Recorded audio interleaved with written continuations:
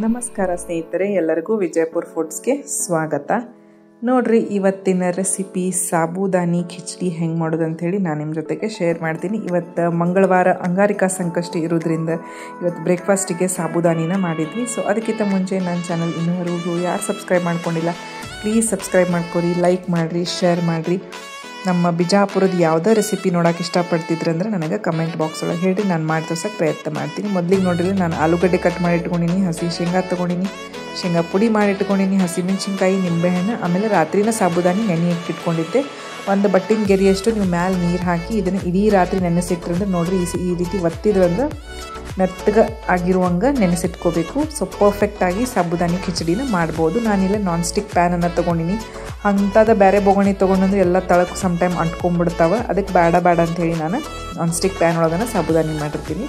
ಇಲ್ಲಿ ಸ್ವಲ್ಪ ಎಣ್ಣೆ ಹಾಕ್ಕೊಂಡಿನಿ. ಸಾಬೂದಾನಿ ಸ್ವಲ್ಪ ನೋಡೇನ ಕಮ್ಮಿನ ಎಣ್ಣೆ ಹಾಕೋರಿ, ಜಾಸ್ತಿ ಆತಂದ್ರೆ ಎಲ್ಲ ಕೈಗೆ ಹತ್ಕೊಳಕತ್ತೈತಿ, ಆಮೇಲೆ ಭಾಳ ಎಣ್ಣೆ ಆಗಿಬಿಡ್ತಾವೆ. ನಾನಿಲ್ಲಿ ಸ್ವಲ್ಪ ಎಣ್ಣೆ ಹಾಕ್ಕೊಂಡಿನಿ, ಆಮೇಲೆ ಸ್ವಲ್ಪ ಜೀರಿಗೆ ಹಾಕ್ಕೊಂಡಿನಿ, ಆಮೇಲೆ ಹಸಿ ಶೇಂಗಾನ ಎಣ್ಣೆ ಒಳಗನ ಚೆಂದಾಗಿ ಹುರ್ಕೊಳಕತ್ತೀನಿ.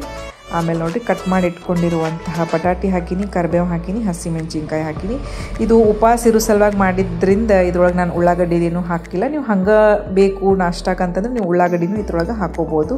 ಅವೆಲ್ಲನೂ ಬಟಾಟಿ ಮೆಣಸಿನ್ಕಾಯಿ ಎಲ್ಲ ಚೆಂದಾಗೆ ಸಾಫ್ಟ್ ಆಗೋವರೆಗೂ ನಾನು ಎಣ್ಣೆ ಒಳಗನ ಫ್ರೈ ಮಾಡ್ಕೊಂಡಿನಿ.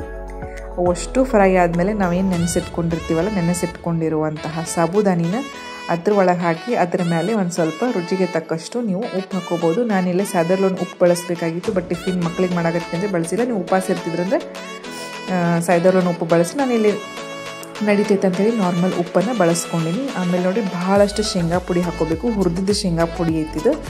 ಶೇಂಗಾ ಪುಡಿ ನಾವು ಸಾಬೂದಾನಿಗೆ ಎಷ್ಟು ಹಾಕ್ತೀವಲ್ಲ ಅಷ್ಟು ಟೇಸ್ಟಿ ಬರ್ತೈತಿ. ನಾನಿಲ್ಲಿ ಒಂದು ಸ್ವಲ್ಪ ನಿಂಬೆಹಣ್ಣು ಹಾಕೋದ್ರಿಂದ ಒಂಚೂರು ಸಕ್ಕರೆನೂ ಹಾಕ್ಕೊಂಡಿನಿ. ನೀವು ಬೇಡ ಅಂತಂದ್ರೆ ಅದನ್ನು ಸ್ಕಿಪ್ ಮಾಡ್ಕೋಬೋದು. ನಾನಿಲ್ಲಿ ಪೂರ್ತಿ ಒಂದು ಅರ್ಧ ನಿಂಬೆಹಣ್ಣು ಇದ್ರೊಳಗೆ ಹಾಕ್ಕೊಂಡಿನಿ. ನೋಡಿರಿ, ಉಪ್ಪು ಖಾರ ರುಚಿ ಹುಳಿ ಮಸ್ತ್ ಅಂದ್ರೆ ಮಸ್ತ್ ಆಗ್ತೈತಿ ಇದು ಸಾಬೂದಾನಿ ಒಗ್ಗರಣೆ. ಸೊ ನೋಡ್ರಿ, ಎಲ್ಲ ಹಾಕಿದ ಮೇಲೆ ಇದನ್ನು ಸಣ್ಣ ಉರಿ ಒಳಗನ ನೀವು ಚೆಂದಾಗೆ ಮ್ಯಾಲಿಂದ ಕೆಳಗಿಂದ ಮೇಲೆ ಚೆಂದಾಗಿ ನೀವು ಇದನ್ನು ಬೇಯಿಸ್ಕೋಬೇಕು. ಎಲ್ಲ ಸಾಬೂದಾನಿನೂ ಪೂರ್ತಿ ಟ್ರಾನ್ಸ್ಪರೆಂಟ್ ಆಗಬೇಕು.